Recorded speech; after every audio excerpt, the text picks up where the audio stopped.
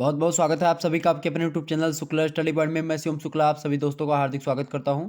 आज के वीडियो के माध्यम से हम चर्चा करेंगे हिंदी साहित्य बीए थर्ड सेमेस्टर के छात्र छात्राओं के लिए हिंदी साहित्य का यह महासंग्राम वीडियो होगा जो कि आपके लिए बहुत ही महत्वपूर्ण है।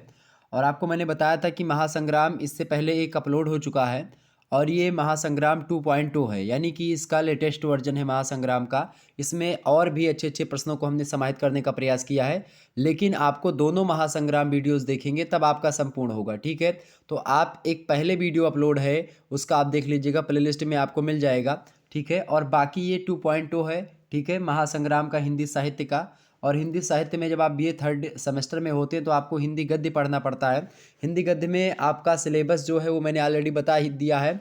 और आपको बता दूं कि आपके सिलेबस से लगभग बहुत सारे प्रश्न आपके पूछे जाते हैं। तो एक बार सिलेबस आपको आपके सिलेबस में पढ़ना क्या है। सबसे पहले तो आपको हिंदी गद्य साहित्य का संक्षिप्त इतिहास जान लेना इकाई 1 के अंतर्गत। उसमें हिंदी कहानी का उद्भव विकास, हिंदी उपन्यास का उद्भव विकास, हिंदी नाटक का उद्भव विकास और हिंदी आलोचना का उद्भव विकास, और हिंदी की जो कुछ अन्य गद्य विधाएं हैं उनका उद्भव और विकास आपको पढ़ना होता है इकाई 1 के अंतर्गत। इकाई 2 की बात की है तो इकाई 2 में आपको हिंदी गद्य की महत्वपूर्ण विधाओं का संक्षिप्त परिचय जानना है, जिसमें कहानी, नाटक, आलोचना, यात्रा वृत्तांत, रेखा चित्र, रिपोर्टाज, जीवनी और इसके अलावा उपन्यास, एकांकी, निबंध, संस्मरण, डायरी, आत्मकथा, व्यंग्य, ये सारी चीज़ें सम्मिलित हैं। ठीक है, इसके अलावा हिंदी उपन्यास में आपके पाठ्यक्रम में झांसी की रानी उपन्यास संकलित है, वृंदावन लाल वर्मा का है। ठीक है, तीसरी इकाई के अंतर्गत चौथी इकाई में आपको हिंदी कहानियों के बारे में पढ़ना पड़ेगा। हिंदी कहानियों में पंच परमेश्वर कहानी पहली आपके पाठ्यक्रम में संकलित है, प्रेमचंद जी के द्वारा लिखित है।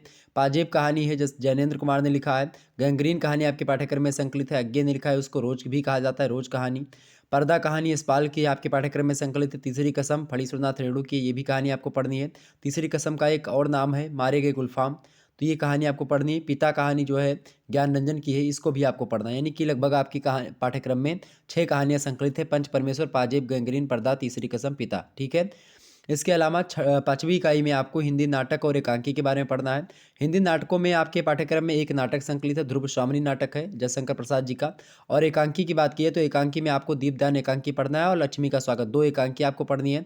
जो दीपदान एकांकी है ये डॉक्टर राम कुमार वर्मा ने लिखा है, और जो लक्ष्मी का स्वागत आपकी एकांकी है इसको किसने लिखा भाई, इसको उपेंद्र नाथ अस्क ने लिखा। क्लियर, तो ये हो गई आपकी 5 इकाई। छठवीं इकाई में आपको क्या पढ़ना है, छठवीं इकाई के अंतर्गत आपको हिंदी निबंध के बारे में पढ़ना है। अब निबंधों में आपके जो है लगभग 5 निबंधों के बारे में आपको पढ़ना है।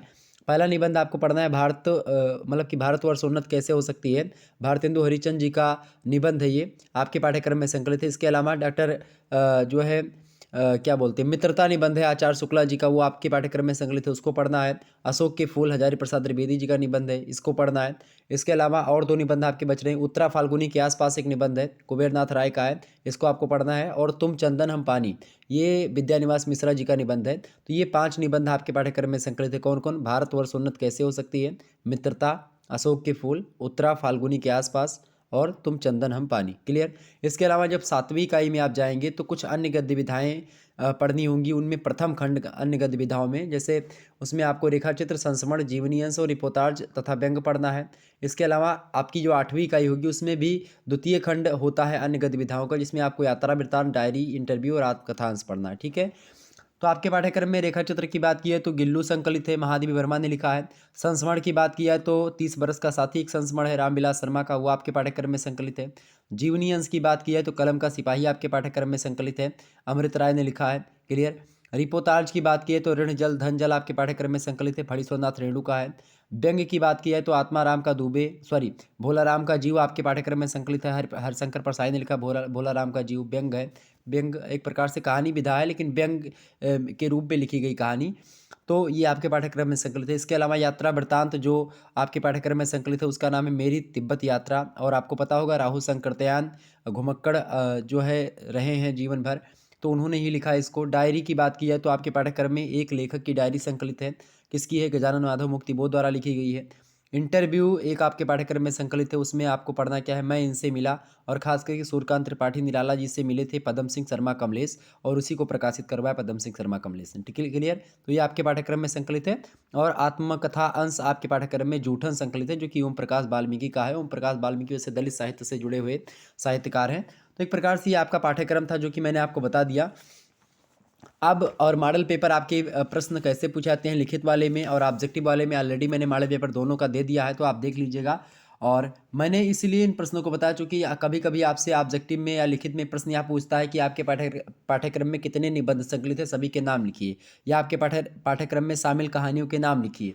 ठीक है, ऐसे प्रश्न आपसे पूछता है।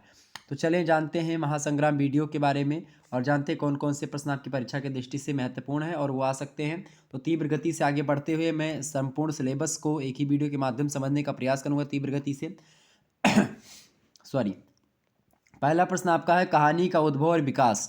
कहानी का उद्भव और विकास, इसके बारे में ऐसे आपको लिख करके छोड़ देगा, यही आपको अब कहानी का उद्भव कैसे हुआ और विकास कैसे हुआ। तो आप देखते हैं आदिकाल से ही मानव ने कहानी कहने और सुनने की प्रबल लालसा रही है।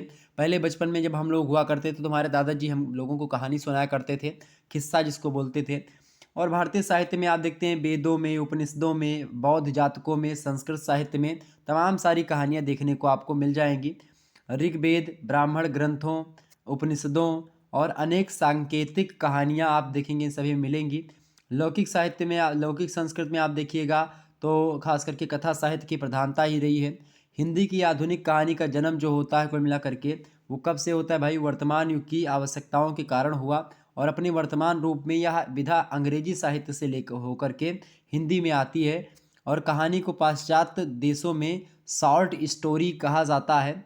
और एक व्यक्ति हैं एडगर एलन पो, उनको खास करके आधुनिक कहानी का जन्मदाताओं में प्रमुख माना जाता है इनको, एडगर एलन पो को। ठीक है, तो हिंदी कहानी के विकास के अध्ययन के बारे में बात की तो हिंदी कहानी का विकास का अध्ययन हम मुख्य रूप से इन चार जो है विकास युगों में पढ़ सकते हैं। पहला है आपका विकास युग। अच्छा, विकास युग को ही आप क्या बोलते हो, विकास युग को ही बोलते हो पूर्व, मतलब कि प्रेमचंद पूर्व युग, यानी कि पूर्व प्रेमचंद युग। ठीक है, 1900 ईस्वी से लेकर के 1911 या कहीं कहीं पर आपको 1916 मिला हुआ होता है, क्योंकि और प्रेमचंद जी को जब आधार बना करके बांटेंगे तो खास करके 1916 तक। दूसरा है आपका प्रेमचंद युग, 1911 से 1936 तक चलता रहा। और तीसरा है आपका प्राक स्वतंत्र युग, यानी जिसको आप प्रेमचंदोत्तर युग कहते हैं, 1936 से 1947 तक रहा है। और उसके अंदर स्वतंत्रता युग यानी स्वतंत्रोत्तर युग 1947 से लेकर के अब तक। ठीक है, इसी बीच और भी तमाम सारी कहानियाँ आती, नई कहानी वगैरह, तो वो सब चीज़ें आपको मैंने कहानी वाले चैप्टर में पढ़ा रखा है, आप देख लीजिएगा उसको। क्लियर। अच्छा, प्रेमचंद जी को अगर आधार माने तो देखिए प्रेमचंद जो हैं इनकी युग को एक प्रकार से, चूंकि 1916 में इनकी कहानी जो है प्रकाशित होती है मुख्य रूप से हिंदी की प्रथम कहानी। और 1936 तक जो है एक प्रकार से इनका, 1936 में इनकी कफन कहानी है। 1916 में आप देखते हैं इनकी कहानी कौन सी जो आपके पाठ्यक्रम में संकलित है, किस कहानी का क्या नाम है, प्रेमचंद की कौन सी कहानी जो आपके पाठ्यक्रम में संकलित है, भाई फटाफट से बताने का प्रयास करें कौन सी कहानी आपके पाठ्यक्रम में संकलित है। मैंने आपको बताया था प्रेमचंद जी की पंच परमेश्वर कहानी। तो एक प्रकार से इसी किसी बीच में आप देखते हैं 1936 में आपकी कफन कहानी आपके मतलब कि कफन कहानी 1936 में लिखा इन्होंने। और 1916 में आपकी कहानी है जो है पंच परमेश्वर। तो यहाँ से यहाँ तक के युग यानी 1916 से लेकर के 1936 के युग को हम प्रेमचंद युग कहते हैं। और इससे पहले यानी 1916 से यानी 1900 ईस्वी से लेकर के 1915 तक का जो समय काल रहा है वो बोलते हैं आप प्रेमचंद पूर्व युग। ठीक है, और 1936 के बाद 1947 तक के युग को हम मानते हैं प्रेमचंदोत्तर युग। अच्छा, प्रेमचंदोत्तर युग के बाद में आप देखते हैं 1947 में जब देश आज़ाद होता है तो मापदंड बदलते हैं, यथार्थवाद एक प्रकार से प्रवेश करता है। तो यथार्थवादी कहानियाँ आने लगी, समकालीन कहानियाँ, और इसके बाद में सठोत्तरी कहानियाँ, तमाम प्रकार की कहानियाँ आपको देखने को मिलती है। ठीक है, तो ये आपकी कहानियाँ कुछ हो गई। आगे बढ़ते हैं कहानी के बारे में। कहानी क्या है, तो कहानी क्या है भाई, कहानी जीवन का एक खंड या चित्र मात्र होता है जिसकी घटनाएं पाठकों को क्या करती हैं, आप्लावित तथा गदगद करती हैं। मतलब कि कहानी पढ़ने के बाद में क्या होता है, एक आनंद सा आता है आपको। आप जैसे एक प्रकार से जब कोई मूवी देखते तो एक कहानी ही उसमें ही होती है, तो वही चीज़ें हैं एक प्रकार से। जब आप किसी कहानी को पढ़ते तो भी आपको थोड़ा बहुत आनंद आता है, अच्छा लगता है। तीसरा प्रश्न, नई कहानी के उद्देश्य पर प्रकाश डालिए। आधुनिक कहानी का मूल उद्देश्य जीवन की विसंगतियों का मनोवैज्ञानिक धरातल पर गहन विवेचन, कुंठा, निराशा, हीनता, उद्देश्यहीनता को नया प्रकाश देना है। तो आपसे नई कहानी के उद्देश्य के बारे में पूछेगा। नई कहानी क्या है भाई, ये विसंगति, जो जीवन की विसंगतियाँ थी उनका मनोवैज्ञानिक धरातल पर गहन विवेचन, कुंठा, निराशा, हीनता, उद्देश्यहीनता को नया प्रकाश देना इस कहानी का उद्देश्य था। और कुल मिलाकर के नई कहानियों के समक्ष यथार्थवाद एक प्रकार सामने आता है, मनोविश्लेषणवाद कहानियों में झलकता है। कुछ दिन तक मनोविश्लेषणवाद। पहले तो आपका झलकता है जो है समाजवाद, यानी कि आप देखते हैं खास करके मार्क्सवादी कहानियाँ कुछ आती हैं, ठीक है। उसके बाद में आप देखते हैं मनोविश्लेषणवाद का प्रभाव रहता है हिंदी साहित्य पर। फिर धीरे धीरे करके यथार्थवाद का प्रभाव आता है, ठीक है। तो ये सारी चीज़ें चलती रहती हैं। चौथा नंबर प्रश्न आप देखिएगा, चौथा नंबर प्रश्न है कहानी कला के प्रमुख तत्वों का उल्लेख कीजिए। तो कहानी कला के मैंने आपको मॉडल पेपर में ऑलरेडी बताया है। कहानी कला के मुख्य रूप से 6 तत्व होते हैं। उपन्यास कला के भी 6 तत्व होते हैं। देखिए कहानी कला के जो तत्व होते हैं वही उपन्यास कला के तत्व होते हैं। तो देखिए सबसे पहला होता है आपका कथा वस्तु, जिसको आप कथानक भी कहते हैं। दूसरा होता है चरित्र चित्रण, यानी कि जिसको आप एक प्रकार से जैसे जो है कथा वस्तु माने कथानक, चरित्र चित्रण माने कि जो उसमें रोल निभा रहे, भूमिका निभा रहे पात्र, ठीक है। तीसरा है आपका कथोपकथन, क्लियर, यानी संवाद जिसको कहते हैं। और चौथा है आपका देश काल वातावरण, ठीक है। पांचवा आपका होता है भाषा और शैली। छठवा आपका होता है उद्देश्य, यानी इन छइयों के बिना एक प्रकार से कहानी नहीं बन सकती है। इन छइयों तत्वों से मिल करके कहानी अपने उद्देश्य को मतलब कि अपने कहानी का जो मुख्य चीज़ होती है उसको प्राप्त करती है। यानी कहानी के मुख्य रूप से 6 तत्व होते कहानी कला के। एक कथा वस्तु, दूसरा चरित्र चित्रण, तीसरा कथोपकथन, चौथा देश काल वातावरण, पांचवा भाषा शैली और छठवा उद्देश्य। क्लियर हो गया। पांचवा प्रश्न आप देखिएगा उपन्यास। उपन्यास किसे कहते हैं भाई? तो उपन्यास जो शब्द है इसका अर्थ होता है समीप। समीप माने होता है सॉरी, उपन्यास जो शब्द है इसमें जो उप शब्द है, उप माने होता है समीप, और जो न्यास शब्द होता है इसका मतलब होता है थाती। थाती माने होता है, थाती का शाब्दिक अर्थ होता है एक प्रकार से क्या होता है भाई? ताती मतलब होता है निकट रखी हुई वस्तु। तो मनुष्य के निकट रखी हुई वस्तु और साहित्य के संदर्भ में वह कृति जिसको पढ़ करके ऐसा लगे कि यह हमारी ही कहानी है, वो उपन्यास कहने के योग्य मतलब कि वो रचना हो जाती है। अंग्रेजी में नॉवेल कहा जाता है उपन्यास को, और इसके लिए खास करके गुजराती में नवल कथा शब्द का प्रयोग है, मराठी में कादम्बरी, और बंगला में आप देखेंगे, और बंगला हिंदी में उपन्यास, और इसी नॉवेल के लिए ही प्रयोग किया जाता है ये तमाम सारे शब्द। क्लियर। आगे बढ़ते हैं। हिंदी साहित्य में उपन्यास सम्राट किसे कहते हैं? तो मुंशी प्रेमचंद को हिंदी साहित्य में उपन्यास सम्राट के नाम से जाना जाता है। चीज़ें आप थोड़ा सा क्लियर कर लीजिएगा, बहुत महत्वपूर्ण प्रश्न है, ठीक है। इन सभी चीज़ों को एकदम से याद रखेंगे। ओके, क्लियर हो रही बात है ना? ये आपका प्रश्न बहुत इंपॉर्टेंट है, आपकी परीक्षा में आ सकता है। सभी लोग एक बार वीडियो को लाइक और शेयर अवश्य कर दीजिएगा, ताकि आपको टाइम टू टाइम नोटिफिकेशन मिलता रहे हर एक चीज़ का। ओके, ये बात ध्यान रखेंगे। अगला प्रश्न आपका क्या आ चुका है भाई? 7वां नंबर प्रश्न है उपन्यास के कितने तत्व होते हैं? तो उपन्यास के भी 6 तत्व होते हैं। आप देखेंगे विद्वानों तथा साहित्यकारों ने उपन्यास के 6 तत्वों को स्वीकार किया है। पहला कथा वस्तु, दूसरा पात्र योजना जिसको आप बोलते हैं, खास करके चरित्र चित्रण, ठीक है। संवाद, तीसरा आपका होता है संवाद मतलब कि एक प्रकार से कथोपकथन जिसको आप कहते हैं। देश काल वातावरण आपका चौथा है। पांचवा है भाषा और शैली, छठवा है उद्देश्य। जो कहानी की कला के तत्व होते हैं वही उपन्यास कला के भी तत्व होते हैं। आपका 8वां प्रश्न आप देखेंगे नाटक। नाटक क्या है भाई? नाटक जो शब्द की उत्पत्ति हुई है किस धातु से हुई है? नट धातु से हुई है, और नट धातु का अर्थ होता है अभिनय करना, ठीक है। आप एक भरत मुनि है, संस्कृत के जो है नाटककार हैं, बहुत अच्छे विद्वान हैं, ठीक है। और ख़ास करके भरत मुनि की बात की जाए तो भरत मुनि नाट्य शास्त्र की रचना भी इन्होंने करी है। तो भरत मुनि के एक सूत्र के अनुसार नाटक में लोक जीवन की वृत्तियों का अनुकरण किया जाता है। भरत मुनि ने नाटक में ऋग्वेद से पाठ लिया, और सामवेद से गान को लिया, यजुर्वेद से अभिनय को लिया, और अथर्ववेद से रस को लिया, और सभी को मिला दिया, और उसके बाद में एक 5वां वेद तैयार हुआ, मतलब 5वें वेद का निर्माण हुआ, नाट्यशास्त्र। और भारतीय नाट्यशास्त्र में नाटक को पंचम वेद की संज्ञा भी दी गई है। आपको बता दूं कि जब चारों वेदों से एक एक चीज़ों को हमने ले लिया और उसको समाहित कर दिया तो एक नए वेद की रचना हुई जिसको आप नाटक कहते हैं। तो खास करके भरत मुनि ने नाटकों को क्या कहा है? पंचम वेद कहा है। क्लियर।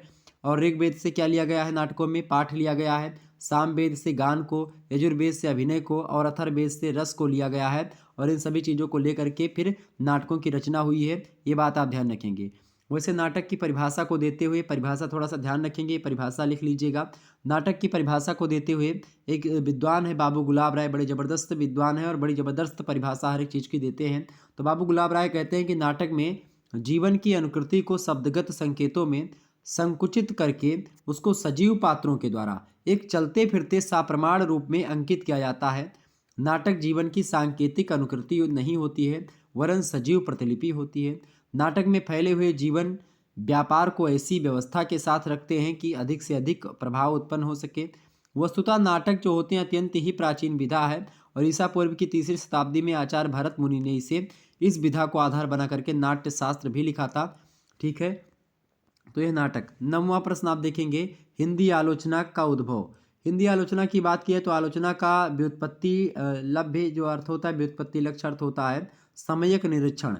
मानव की अनेक अन्य वृत्तियों तथा संवेदनाओं की भांति आलोचनाओं की प्रवृत्ति भी चिरकाल यानी बहुत पहले से ही सिद्ध है, किंतु आप देखते हैं जीवन के व्यवहार की क्षेत्र की तुलना में साहित्यिक क्षेत्र में आप देखते हैं, खास करके साहित्यिक क्षेत्र में इसका प्रवेश पर्याप्त विलंब से हुआ। इसका कारण ये स्पष्ट है कि पहले सृजनात्मक साहित्य अस्तित्व में आता है, उसके बाद आलोचना की प्रेरणा अथवा आवश्यकता का अनुभव किया जाता है। हिंदी में आलोचना शब्द जो है अंग्रेजी के क्रिटिसिज्म के पर्यायवाची के रूप में प्रयुक्त होता है, और जिसका मतलब होता है निर्णय करना या मूल्यांकन करना। किसका मतलब? क्रिटिसिज्म का। जब हम किसी व्यक्ति, किसी वस्तु या किसी रचना या कृति की सम्यक व्याख्या करते, सम्यक मतलब उसकी बुराइयों को भी उसकी अच्छाइयों को भी हम सामने लाते हैं पाठक के, तो वो खास करके वही आलोचना कहलाता है, वही आलोचना कही जाती है। क्लियर? तो ये हो गई आपकी आलोचना। आलोचना ऐसा ज़रूरी नहीं किसी जो है रचना की जाए, ये इसके लिए आप देखते हैं रचना हो सकती है, वस्तु हो सकता है, व्यक्ति भी हो सकता है। 10वां प्रश्न आपका है निबंध। निबंध क्या होता है? निबंध का शाब्दिक अर्थ होता है नीह प्लस बंध, यानी नी और बंध से मिलकर के बना है निबंध। निबंध का मतलब होता है बांधना या फिर अच्छी तरह से बंधा हुआ। मतलब कि वह गद्य रचना जिसमें साफ सुथरी सरल विषय के अनुकूल भाषा, मतलब भाषा में भावों, विचारों और क्रमबद्ध रूप से सुगुम्फित किया गया हो। यह गद्य रचना आप देखते हैं एक प्रमुख रचना है, और यह निबंध शब्द के निकटतम पर्यायवाची शब्द आप और देख सकते हैं। निबंध को लेख भी कहा जाता है, संदर्भ भी कहा जाता है, रचना भी कहा जाता है, प्रस्ताव भी कहते हैं, आर्टिकल भी निबंध को कह सकते हैं, कंपोजिशन भी कह सकते हैं, यस्से भी कह सकते हैं, आलेख भी कह सकते हैं। तो ये सब निबंध के पर्यायवाची शब्द हैं। क्लियर? और गद्य की प्रमुख विधा है ये। ओके। प्राचीन संस्कृत परंपरा में तार्किक व्याख्या, टीका, भाष्य, समीक्षा, सूत्र आदि से उपज करके निबंध साहित्य का विकास होना स्वीकार किया गया। लेकिन हिंदी में निबंध संस्कृत की प्राचीन परंपरा से नहीं बल्कि पाश्चात्य साहित्य की प्रेरणा से आया है, ये बात ध्यान रखेंगे। 11वां प्रश्न आप देखेंगे, निबंध के अंग। निबंध के मुख्य रूप से कितने अंग होते हैं भाई? निबंध के मुख्य रूप से 4 अंग होते हैं। तीव्र गति से इसीलिए मैं बढ़ रहा हूँ चूँकि आपको बता दूँ तीव्र गति जो है, क्योंकि इससे पहले मॉडल पेपर मैंने दिया है 1 घंटा 37 मिनट का है, उसको आप देख लीजिएगा। 2 मॉडल पेपर लिखित के आपके यूट्यूब चैनल पर अवेलेबल हैं, और बाकी और मॉडल पेपर पड़े हुए हैं। ठीक है, तो ये बात आप ध्यान रखेंगे। और जिनको मान लेते हैं कोर्स लेना है हिंदी साहित्य का और भी चीज़ों को पढ़ना है, तो कोर्स ले सकते हैं। ठीक है, 91 61 93 60 62 ये व्हाट्सअप नंबर है केवल। इस पर आप लोगों को क्या करना है भाई? व्हाट्सअप करना है, और उस पर मैं एक QR कोड आपको सेंड करूंगा, उस पर मात्र आपको 100 रुपये सेंड करके, ठीक है, पेटीएम, गूगल पे, फ़ोनपे जो कुछ भी आप चलाते होंगे उस पर सेंड करके आपको कोर्स ले लेना है। सबसे पहले इस पर आपको व्हाट्सएप SMS करके बोलना है कि सर हमको हिंदी साहित्य BA 3rd सेमेस्टर का कोर्स चाहिए, तो आपको कोर्स दे दिया जाएगा। ठीक है, तुरंत मैं QR कोड सेंड करूँगा, आप उस पर स्क्रीनशॉट जो है मतलब जब 100 रुपये सेंड कर दीजिएगा, उसके बाद में स्क्रीनशॉट लेकर के हमारे पास सेंड कर दीजिएगा। अगर आप गूगल पे, फ़ोनपे या कुछ नहीं चलाते UPI साधन, तो आप किसी दूसरे जो आपके बगल अगल के चलाते हैं या आपके घर में कोई चलाता, तो आप उनसे भिजवा करके, ठीक है, उसी QR कोड पर, और आप जो है उनसे स्क्रीनशॉट बोल करके हमारे पास सेंड करवा दीजिएगा अपने नंबर से, तो फिर मैं आपको ऐड कर दूंगा। क्लियर? ग्रुप से उसमें आपको PDF नोट्स वगैरह सारी चीज़ें मिल जाएंगी हिंदी की चीज़ें, यानी ये भी PDF आपको वहाँ पर मिल जाएगी। ठीक है, निबंध के अंग। निबंध के 4 अंग होते हैं। पहला होता है शीर्षक। शीर्षक की बात की है तो निबंध का शीर्षक आकर्षक होना चाहिए, जिससे पाठकों को या पाठकों में उसे पढ़ने के प्रति क्या हो, उत्सुकता उत्पन्न हो, तभी तो कोई पढ़ेगा ना। जब उसका जो पहला पेज होगा वही अट्रैक्टिव होगा, तभी लोग उसको पढ़ने का प्रयास करेंगे। तो शीर्षक ज़बरदस्त होना चाहिए। दूसरा तत्व होता है प्रस्तावना। निबंध की प्रस्तावना को ही भूमिका कहते हैं, और यह रोचक, सीमित और विषय वस्तु को स्पष्ट करने वाली होनी चाहिए। मतलब कि इससे प्रस्तावना को पढ़ करके पाठक को यह पता चल जाए कि पूरी कहानी क्या होती। प्रस्तावना मतलब एक प्रकार से जिसको आप ट्रेलर बोलते हैं आजकल की मूवी की भाषा में। क्लियर? और आपका तीसरा है विस्तार, यानी विस्तार जो होता है विचारों का विकास दिखाता है। निबंधकार का दृष्टिकोण जो है खास करके आप देखेंगे प्रकट होता है विस्तार में ही। क्लियर? आगे बढ़ते हैं। चौथा आपका होता था तो निबंध का कौन सा भाई? उपसंहार। उपसंहार की बात की जाए तो इसमें लेखक जो होता है निबंध का निष्कर्ष बताता है कि भाई निबंध जो मैंने अभी तक इस पर बताया इसका क्या है, इसका निबंध का निष्कर्ष क्या है। 12वां प्रश्न आप देखेंगे, निबंध का जन्मदाता किसे माना जाता है? तो रोम के प्रसिद्ध लेखक सिसेरो और सेनेका का माना जाता है, ठीक है, रोम के मतलब कि निबंध का जन्मदाता। आगे बढ़ते हैं, 13वां नंबर प्रश्न आप देखिएगा। 13वां नंबर प्रश्न, निबंध और लेख में क्या अंतर होता है, स्पष्ट कीजिए। निबंध जो होता है शब्द शुद्ध भारतीय है। निबंधनानीति, निबंध के आधार पर निबंधना अतिथि, निबंधा के आधार पर इस शब्द का अर्थ ग्रहण किया जाता है और आज यह अंग्रेजी के यसे का पर्यायवाची हो गया है। लेख को अंग्रेजी में आर्टिकल कहते हैं। लेख के विषय प्रधान होते हैं, जबकि निबंध में साहित्यकार का व्यक्तित्व प्रधान होता है। लेख में रचनाकार अध्ययन के आधार पर अपने विषय संबंधी मत को स्थापित करता है, जबकि निबंध में मत प्रतिस्थापन जैसी स्थिति नहीं आती है। तो कई सारे अंतर हैं। निबंध क्या है भाई, निबंध जो है ये क्या है, ये इसको अंग्रेजी भाषा में ऐसे कहते हैं, ऐसे का पर्यायवाची है, और लेख को अंग्रेजी में आर्टिकल कहते हैं, पहला अंतर। दूसरा अंतर, लेख में विषय प्रधान होता है, जबकि निबंध में साहित्यकार का व्यक्तित्व प्रधान होता है। और लेख में रचनाकार अपने मतलब जो रचनाकार होता है लेख लिखते समय, वो अध्ययन के आधार पर अपने विषय संबंधी मत को स्थापित करता है, जबकि निबंध में क्या होता है, मत ही प्रतिपादन जैसी स्थिति नहीं आती। क्लियर, ये निबंध और लेख में कुछ अंतर हैं। 14 नंबर प्रश्न आप देखिएगा, एकांकी का उद्भव। एकांकी का उद्भव समझिए। एकांकी का अर्थ है एक अंक वाला। क्या मतलब होता है एकांकी का भाई, एक अंक वाला। और हिंदी एकांकी की जन्म के विषय में विद्वानों में मतभेद है। एक वर्ग उन विद्वानों का है जो एकांकी का उद्गम संस्कृत नाट्य साहित्य से मानते हैं। इसमें नाम आता है डॉक्टर सरनाम सिंह का। आधुनिक एकांकी को प्राचीन नाट्य परंपरा से जोड़ते हुए जो है डॉक्टर सरनाम सिंह जी कहते हैं, ये कहते हैं कि यह मानना कितना भ्रामक होगा कि हिंदी एकांकी के सामने कोई भारतीय आदर्श ही ना था। यानी इन्होंने व्यंग किया एक प्रकार से। और प्रोफेसर सदगुरु शरण अवस्थी का कहते हैं कि यह ना समझना चाहिए कि भारतवर्ष में एकांकी थे ही नहीं, मतलब कि थे। 15वां नंबर आप प्रश्न देखेंगे, एकांकी को परिभाषित कीजिए। एकांकी की परिभाषा दीजिए, आपसे प्रश्न पूछा जा रहा है एकांकी किसे कहते हैं। फटाफट से बताने का प्रयास करेंगे एकांकी किसे कहते हैं। आप में से अगर किसी को पता है तो आप लिखते हुए भी चले साथ में, ठीक है। अगर आप लिख देंगे भी एक आध परिभाषा तो आपको हो सकता है याद हो जाए, लेकिन मैं तो कहूँगा अभी लिखने का प्रयास ना करें। चलें आप सभी लोग पढ़ लीजिए, बाद में जो है आप लिखिएगा अपनी कॉपी में, जब वीडियो मत देखिएगा उसके बाद में जब खाली हो जाइएगा तब लिखिएगा, ठीक है। देखिए, एकांकी को परिभाषित कीजिए। ये प्रश्न आपका इंपॉर्टेंट है, आपकी परीक्षा में आ सकता है। तो एकांकी की परिभाषा को देते हुए प्रोफेसर राजेंद्र प्रसाद श्रीवास्तव कहते हैं कि किसी तथ्य, अनुभूति या विचार के किसी महत्वपूर्ण अंश का एक अंक तथा एक अथवा अनेक दृश्यों में प्रभावपूर्ण तरीके से नाट्य अभिव्यंजन ही क्या होता है, एकांकी होता है। यानी एकांकी का मतलब होता है कि एक अंक में और एक ही दृश्य हो सकता है, एक अंक में और कई दृश्य भी हो सकते हैं, ठीक है, उसको एकांकी कहते हैं। प्रभावपूर्ण तरीके से जब हम किसी तथ्य का, किसी अनुभूति का, किसी विचार का जब हम उसको एक अंक में या एक दृश्य में प्रभावपूर्ण तरीके से नाट्य अभिव्यंजन करते हैं तो उसी को एकांकी कहते हैं। ऐसा डॉक्टर राजेंद्र प्रसाद, प्रोफेसर राजेंद्र प्रसाद श्रीवास्तव जी कहते हैं। 16वां प्रश्न आप देखिएगा। 16वां नंबर प्रश्न है आपका, रिपोर्टाज क्या है। तो रिपोर्टाज जो है फ्रांसीसी भाषा का शब्द है, सबसे पहले ये जानो। और यह गद्य की नवीनतम विधाओं में से एक है, कौन, रिपोर्टाज। और जिस रचना में वर्ण विषय का आंखों देखा हाल तथा कानों सुना ऐसा विवरण प्रस्तुत किया जाता है रिपोर्टाज में कि पाठक की हथतंत्री के तार झंकृत हो उठे और वह उन्हें भूल न सके, उसे रिपोर्टाज कहते हैं। रिपोर्टाज रिपोर्ट नहीं है। रिपोर्ट में केवल यथातथ्य वर्णन होता है, जबकि रिपोर्टाज में कथ्यों को कलात्मक और भावपूर्ण ढंग से लिखा जाता है। और इस रचना विधा का जन्म जो हुआ है खास करके रिपोर्टाज का, तो इसका जन्म द्वितीय विश्व युद्ध के समय हुआ। और हिंदी में रिपोर्टाज लेखन की शुरुआत शिवदान सिंह चौहान की रचना है लक्ष्मीपुरा, वहीं से मानी जाती। क्लियर, ये रिपोर्टाज के बारे में कुछ बातें। अगला प्रश्न आप देखेंगे 17वां नंबर प्रश्न है आपका, साक्षात्कार। साक्षात्कार को लेकर के भी प्रश्न आपका आता है, डायरी को लेकर के। तो इन सभी की प्रश्नों मतलब कि इन सभी के उसको आप एकदम से ध्यान रख लीजिएगा।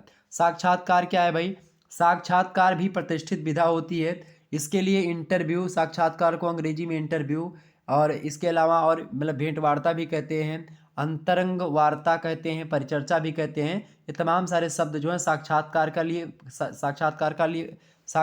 के लिए प्रयोग किए जाते हैं।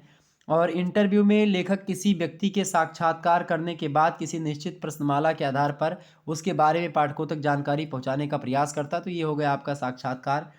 18वां नंबर आपका प्रश्न है, डायरी। डायरी क्या होती है भाई? तो साहित्यकार अपने दिन प्रतिदिन के अनुभवों और विचारों को क्या करता है, लेखनीबद्ध करने के लिए जो है डायरी लिखते हैं। और डायरी में प्रतिदिन का निरीक्षण, अनुभवों और कार्यों का ब्यौरा लिखा जाता है। इसमें निजी विचारों, भावों और प्रतिक्रियाओं की प्रधानता होती है। डायरी में अपनापन होता है और इसीलिए इससे उसके लेखक के व्यक्तित्व की झलक भी मिल जाती है। क्लियर? तो ये हो गई आपकी डायरी। डायरी आप देखते हैं सभी लोग लिखते हैं, तो एक साहित्यिक डायरी भी होती है और एक दूसरी डायरी भी होती है। क्लियर? व्यावसायिक डायरी होती है और तमाम प्रकार की डायरियाँ होती हैं। ठीक है, आगे बढ़ते हैं। अगला प्रश्न आपका आ चुका है 19 नंबर प्रश्न, आप सभी लोग देखेंगे। 19 नंबर प्रश्न, यात्रा वृत्तांत का एक छोर निबंध को तो दूसरा छोर संस्मरण को स्पर्श करता है। यात्रा वृत्तांत क्या है, आपसे ही पूछा गया है। तो यात्रा वृत्तांत जो है एक छोर से तो निबंध को और दूसरी छोर से संस्मरण को स्पर्श करता है। यात्रा वृत्तांत बहुत समय से लिखे जाते हैं और फाहियान, चीनी यात्री हैं, ह्वेन-सांग है, इत्सिंग है, इब्न बतूता है, अल बरूनी है, मार्को पोलो है, इन सभी ने अपनी अपनी यात्राओं के बारे में लिखा है। और यात्री को यायावर, घुमक्कड़ और बंजारा भी कहा जाता है। आधुनिक युग में यात्रा वृत्तांत को भी साहित्य में स्थान मिलता है और मिला भी है। यहाँ आप देखते हैं यात्री अपने यात्रा विवरण में जो है यात्रा के प्रभाव क्या क्या रहे हैं, प्रतिक्रियाओं और संवेदनाओं को अभिव्यक्त करता चला, मतलब चलता रहे। और आप देखते हैं राहुल संकेतन बड़े अच्छे यात्रा वृत्तांतकारी हैं और यात्रा उन्होंने बहुत ज़्यादा की है। 20वां नंबर आप प्रश्न देखेंगे। 20 नंबर प्रश्न आपका है आत्मकथा। बताइए आत्मकथा किसे कहते हैं भाई? तो स्वयं लिखी जाने, मतलब स्वयं लिखी अपनी जीवनी को आत्मकथा कहते हैं। और जब कोई लेखक, साहित्यकार या अन्य कोई व्यक्ति कलात्मक और साहित्यिक तरीके से स्वयं अपनी जीवनी लिखता है तो उस जीवनी को आत्मकथा कहते हैं। यानी आत्मकथा मतलब होता है जब लेखक अपने बारे में स्वयं लिखता है तो वो आत्मकथा हो गई। लेकिन जब किसी बड़े लेखक के बारे में कोई लेखक जो होता है वो उसके आत्मकथा को लिखता है तो उसको हम जीवनी कहते हैं। ठीक है, आत्मकथा से यह स्पष्ट की, मतलब यह अपेक्षा की जाती है कि उसमें सत्य का अंश अधिक होगा और लेखक ईमानदारी से अपने जीवन में घटित घटनाओं का वर्णन करे, ये भी अपेक्षा लेखक से की जाती है। 21वां नंबर प्रश्न आप देखिएगा सभी लोग। 21 नंबर प्रश्न आपका है कि जीवनी क्या होती है? तो जीवनी की बात की है तो यह आत्मकथा से थोड़ी अलग होती है। जीवनी को अंग्रेजी में बायोग्राफी भी कहा जाता है और आत्मकथा लेखक की अपनी कथा होती है, जबकि जीवनी किसी दूसरे व्यक्ति के जीवन की कथा होती है। मतलब कि व्यक्ति विशेष के जीवन की घटनाओं का लिखा गया वर्णन जीवनी होता है। और जीवनी लेखक को आत्मकथा लेखक से अधिक सावधानी बरतनी होती है। क्यों बरतनी होती है? क्योंकि आत्मकथा की चूक को केवल लेखक ही पकड़ पाता है, पर जीवनी की चूक को बहुत से लोग जान जाते हैं। क्लियर? यानी कि जब लेखक कोई लिखता है तो वो उसके बारे में, अपने बारे में लिखता है आत्मकथा लिखते समय लेखक, तो वो कोई बातें जो उसके नकारात्मक पक्ष हैं उसको छुपा भी सकता है। ठीक है, तो इसमें आत्मकथा लिखते समय अगर कोई चूक भी होगी तो किसी को पता नहीं कि आपने अगर चूक कर दी गलती से, तो ये किसी को पता नहीं चलेगा कि यहाँ पर चूक हुई है या फिर ये बात गलत है इसके संदर्भ में। ठीक है, जबकि जीवनी में क्या होता है, अगर आप किसी लेखक के बारे में लिख रहे हैं, थोड़ा सा भी गलत हो गया तो सभी लोग जानते हैं चूंकि अगले के बारे में, तो फिर उस पर क्या होता है, टीका टिप्पणी होती है। 22 नंबर प्रश्न आप देखिएगा। 22 नंबर प्रश्न, संस्मरण किसे कहते हैं? संस्मरण की बात की है तो स्मृति के आधार पर किसी विषय या व्यक्ति पर लिखे गए लेख को संस्मरण कहते हैं। क्या? स्मृति यानी कि याददाश्त के आधार पर किसी विषय या व्यक्ति पर लिखे गए लेख को संस्मरण कहते हैं। यात्रा साहित्य भी इसी के अंतर्गत आता है, संस्मरण के।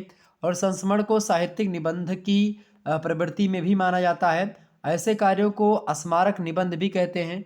मोटे तौर पर संस्मरणों को स्व विशेषता के तहत लिया जाता है या लिया जा सकता है, लेकिन संस्मरण और आत्मचरित्र के दृष्टिकोण के बीच एक बुनियादी अंतर होता है। आत्मकथा के लेखक का मुख्य उद्देश्य जो होता है वो अपनी जीवनी का वर्णन करना होता है और इसमें कहानी का मुख्य पात्र लेखक स्वयं ही होता है। लेखक का दृष्टिकोण अलग अलग हो सकता है। ठीक है, आगे बढ़ते हैं। 23 नंबर प्रश्न आपका आ चुका है भाई। क्लियर? एक बार जितने भी लोग देख रहे हैं फटाफट से वीडियो को लाइक और शेयर कर दीजिएगा। अगला प्रश्न आपका आ चुका है, संस्मरण और रेखाचित्र। संस्मरण, रेखाचित्र और आत्मचरित्र, ये तीनों जो शब्द हैं एक दूसरे के घनिष्ठ संबंध रखते हैं। एक की सीमा दूसरे से कहाँ पर मिलती है और कहाँ पर खत्म होती है ये कहा नहीं जा सकता है। संस्मरणात्मक रेखाचित्र भी मिलते हैं और रेखाचित्रात्मक संस्मरण भी आपको दिखाई पड़ते हैं। उदाहरण के लिए जैसे महादेवी वर्मा जी का जो गद्य लेखन है उसमें कभी कभी यह नियत करना कठिन हो जाता है कि उनकी कौन सी रचना रेखा चित्र है और कौन सी रचना संस्मरण है। फिर भी दोनों में अंतर होता है रेखा चित्र और संस्मरण में। रेखा चित्र में जहाँ चित्र का महत्व अधिक होता है, वहीं पर आप देखते हैं संस्मरण में स्मृति का महत्व अधिक होता है। संस्मरण में अतीत की घटनाओं को देखा जाता है, जबकि रेखा चित्र में अतीत की अनिवार्यता नहीं होती है। इसके अलावा संस्मरण की बात की तो संस्मरण लेखक निजी संबंधों एवं अनुभवों को आधार बनाता है। रेखा चित्र में क्या होता है, ऐसे आधार की आवश्यकता नहीं पड़ती है। क्लियर। ये सारे आपके थोड़ा प्रश्न और उत्तर थे। बाकी आगे बढ़ने का प्रयास करते तो ये संस्मरण और रेखा चित्र के बीच में कुछ संबंध और अंतर है। 24 नंबर प्रश्न आप देखेंगे, रेखा चित्र शब्द की व्युत्पत्ति को स्पष्ट कीजिए। तो रेखा चित्र शब्द की व्युत्पत्ति जो हुई है अंग्रेजी भाषा की स्केच शब्द से हुई है, और जो अंग्रेजी की स्केच शब्द का हिंदी रूपांतरण है। इसे शब्द चित्र या व्यक्ति चित्र या तूलिका चित्र, चरित्र लेख, वृत्ति चित्र, ये तमाम सारे नामों से जाना जाता है। 25 नंबर प्रश्न आप देखेंगे, हिंदी साहित्य का प्रथम रेखा चित्र किसे माना जाता है। तो हिंदी साहित्य का प्रथम रेखा चित्र श्री राम शर्मा कृत पोलती प्रतिमा को माना जाता है, जिसका प्रकाशन 1937 में हुआ था। अगला प्रश्न आपका आ चुका है 26 नंबर देखेंगे, रेखा चित्र का प्रवर्तक किसे कहा जाता है। तो हिंदी साहित्य के श्रेष्ठ कहानीकार पद्म सिंह शर्मा को रेखा चित्र का प्रवर्तक माना जाता है, क्योंकि इनके द्वारा जो रचना है पद्म पराग, उसमें इन्हें हिंदी रेखा चित्र का जन्मदाता माना जाता है। तो एक प्रकार से ये रेखा चित्र के प्रवर्तक हैं। अगला प्रश्न आप देखते हैं 57 नंबर प्रश्न आपकी परीक्षा की दृष्टि से बहुत ही महत्वपूर्ण आ चुका है। देखिएगा, व्यंग को परिभाषित करते हुए उसके भेदों पर आक्रमण कीजिए। देखिए, डॉक्टर शेरजंग गर्ग ने कहा व्यंग के बारे में कि व्यंग एक ऐसी साहित्यिक अभिव्यक्ति या रचना है जिसमें व्यक्ति अथवा समाज की कमजोरियां, दुर्बलताओं, कथनी और करनी के अंतरों की समीक्षा अथवा निंदा जो है निंदा भाषा का टेढ़ी भंगिमा दे करके अथवा कभी कभी पूर्णतः सपाट शब्दों में प्रहार करते हुए की जाती है, और वह मुख्य रूप से पूर्णतः अगंभीर होते हुए भी गंभीर हो सकती है, निर्दय लगते हुए दयालु हो सकती है, प्रहारात्मक होते हुए तटस्थ लग सकती है, माखौल लगते हुए बौद्धिक हो सकती है। कौन? व्यंग रचना। अतिशयोक्ति और अतिरंजना का आभास देने के बावजूद पूर्णतया सत्य हो सकती है, और इसके निम्नलिखित भेद होते हैं खास करके व्यंग के। पहला होता है चमत्कारिक विनोद वचन, दूसरा होता है जो है व्याजोक्ति, तीसरा होता है उपहास, चौथा होता है व्याकृति, पांचवा होता है आक्षेप। ये जो है किसके भेद है भाई? ये भेद है आपके व्यंग के। अगला प्रश्न आपका आ चुका है भाई 28 नंबर प्रश्न आपका आ चुका है, व्यंग के बारे में ही प्रश्न है। व्यंग के प्रमुख तत्व क्या हैं? तो व्यंग के प्रमुख तत्व हैं आपकी विसंगति, आलोचना और बौद्धिकता। क्लियर। आलोचना, विसंगति और बौद्धिकता, ये व्यंग के प्रमुख तत्व हैं। 29 नंबर प्रश्न आप देखेंगे, जीवनी और आत्मकथा में क्या अंतर है। तो जीवनी और आत्मकथा में कई सारे अंतर है। पहला अंतर लिखेंगे, पहला अंतर क्या है? जीवनी में रचनाकार और नायक अलग अलग व्यक्ति होता है, आत्मकथा में रचनाकार और नायक की भूमिका एक ही व्यक्ति की होती है। क्लियर, यानी जो लिख रहा होता है उसी का। अगला प्रश्न आपका है, जीवनी की रचना के लिए निष्पक्षता की जरूरत होती है, आत्मकथा के लेखक के लिए स्वयं लेखक का मूल्यांकन करना आवश्यक होता है। क्लियर। तीसरा नंबर प्रश्न देखेंगे, जीवनी दूसरे व्यक्ति की जीवन कथा होती है, जबकि आत्मकथा अपने ही जीवन की कहानी होती है। अगला प्रश्न आपकी स्क्रीन पर आ चुका है 30 नंबर देखेंगे, हिंदी साहित्य के प्रथम आत्मकथा का नाम बताइए। तो हिंदी साहित्य में 1641 ईस्वी में लिखी गई रचना है बनारसीदास चतुर्वेदी की आत्मकथा, उसका नाम है अर्धकथानक, वो प्रथम आत्मकथा है। 31 नंबर प्रश्न आपका आ चुका है, झांसी की रानी किस विधा की रचना है भाई? तो उपन्यास विधा की रचना है। झांसी की रानी उपन्यास का प्रकाशन वर्ष क्या है? झांसी की रानी उपन्यास का प्रकाशन 1946 है। झांसी की रानी किस प्रकार का उपन्यास है? तो ऐतिहासिक उपन्यास है। किसने लिखा है? वृंदावन वर्मा जी ने लिखा है। अगला प्रश्न है आपका, झांसी की रानी उपन्यास के प्रमुख पात्र कौन कौन हैं? तो रानी लक्ष्मीबाई यानी मनु जो है प्रमुख पात्र हैं। झांसी की रानी उपन्यास के लेखक कौन है? वृंदावन वर्मा जी हैं।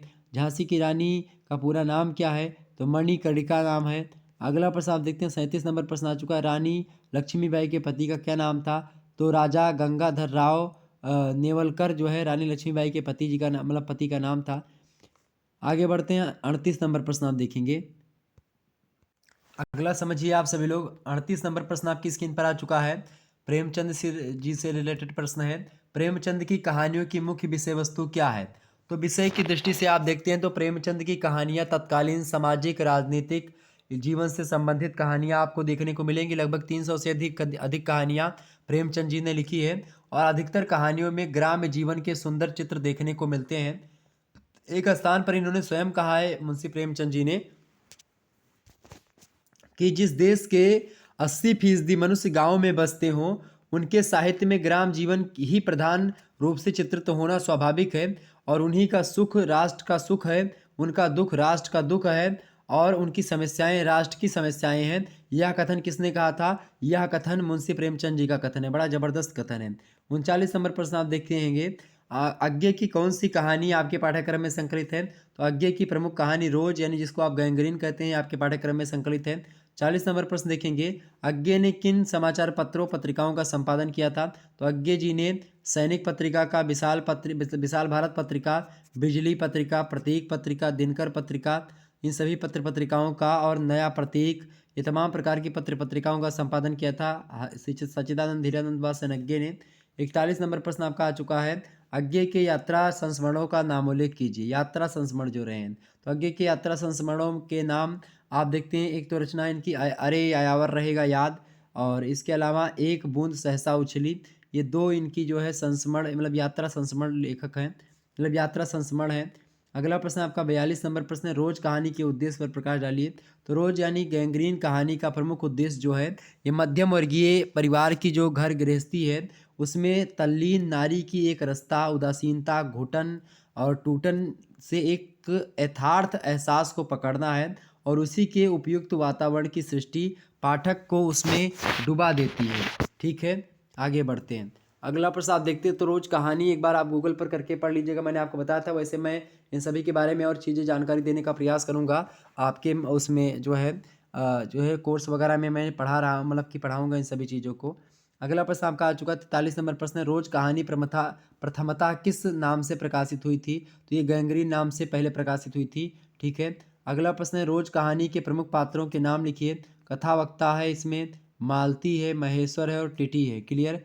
अगला प्रश्न आप देखिएगा, 45 नंबर प्रश्न आपका आ चुका है, फणीश्वर नाथ रेणु किस प्रकार की कहानीकार के रूप में प्रसिद्ध हैं? तो ये आंचलिक कहानी के रूप में प्रसिद्ध हैं। कौन? फणीश्वर नाथ रेणु। और खास करके असीम प्रसिद्धि इनको आंचलिक कहानी में ही मिली है। वे एक सजग कलाकार और कथाकार हैं। कौन? फणीश्वर नाथ रेणु। आंचलिक कहानी की बात की है तो आंचलिक कहानी मतलब होता है अंचल विशेष से जुड़ी हुई कहानी, यानी गांव से रिलेटेड कहानियाँ। अगला प्रश्न आपका 46 नंबर प्रश्न देखेंगे, फणीश्वर नाथ रेणु के प्रसिद्ध कहानियों का नाम उल्लेख कीजिए।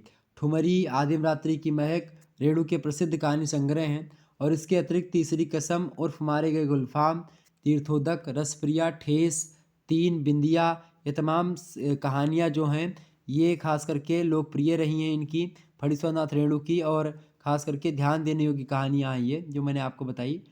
47 नंबर प्रश्न आप देखेंगे, रेणु जी की कौन कौन सी कहानी आपके पाठ्यक्रम में संकलित है? तो रेणु जी की प्रसिद्ध कहानी तीसरी कसम आपके पाठ्यक्रम में संकलित है या हमारे पाठ्यक्रम में संकलित है, ऐसा आप लिख सकते हैं। अगला प्रश्न है, रेणु की रचनाओं का नाम उल्लेख कीजिए। तो खास करके रेणु जी की रचनाओं की नाम बात की तो पहली रचना ठुमरी, दूसरी आदम रात्रि की महक, तीसरी है अग्निखोर, चौथी रचना है एक श्रावणी दोपहर की धूप, पांचवी रचना है अच्छे आदमी, छठवीं रचना है मेरी प्रिय कहानियाँ, सातवीं रचना है भित्ति चित्र की मयूरी। और उपन्यासों की बात किया तो ये महिला आंचल फणीश्वर नाथ रेणु का उपन्यास है प्रति परिकथा, मतलब प्रति परिकथा भी एक उपन्यास है। जुलूस उपन्यास है, दीर्घतमा उपन्यास है, पलटू उपन्यास है, पलटू बाबू रोड। ठीक है, इसके अलावा कितने चौराहे, ये तमाम प्रकार के जो हैं रचनाएं हैं इसकी, मतलब उपन्यास हैं किसके भाई? ये फणीश्वर नाथ रेणु जी के। अगला प्रश्न आपका आ चुका है, रिपोर्ताज, तो ऋण जल धन जल और नेपाली क्रांति कथा, बन तुलसी की गंध, ये सब क्या है भाई? ये सब आपके